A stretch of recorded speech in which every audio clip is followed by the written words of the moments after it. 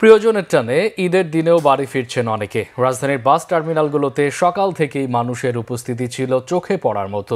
ভিড় এড়িয়ে একটু স্বাচ্ছন্দ্যে যাতায়াতের উদ্দেশ্য ছিল অনেকের। অনেকে আবার কর্মব্যস্ততায় আগের সময় না পাওয়াতেই এখন বাড়ি ফিরছেন।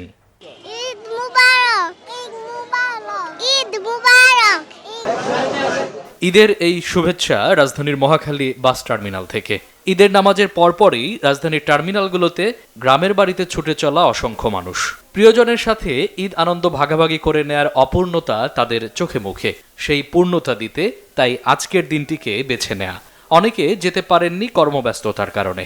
আমার বাড়ি শেরপুর শ্রীবর্তী থানায়, আর আমি মসজিদে চাকরি করি, তো ওখানে ঈদের জামাত হয়, এই জন্য এগুলো অ্যারেঞ্জ করে তারপরে আমাদের ছুটি হয়। আমি জব করি তো তার জন্য সময় পাই না, এর জন্য লং টাইম ছুটি, তার জন্য শ্বশুর বাড়ি যাইতেছি।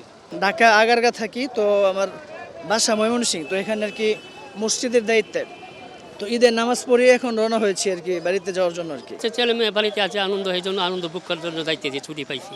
অন্য দিন গেলে দেখা যায় যে রাস্তায় অনেক ভিড়, যানজট, আবার যেতে অনেক সময় লাগে। এর চেয়ে ঈদের দিন গেলে স্বস্তিতে আরামে যাওয়া যায়। কালকে ভিড়ভাড়টা বেশি ছিল, এই জন্য আজকে যাওয়া হচ্ছে, কালকে ব্যস্ততার কারণে যেতে পারিনি। ঈদের দিন নেই অতিরিক্ত ভাড়া আদায়ের অভিযোগ।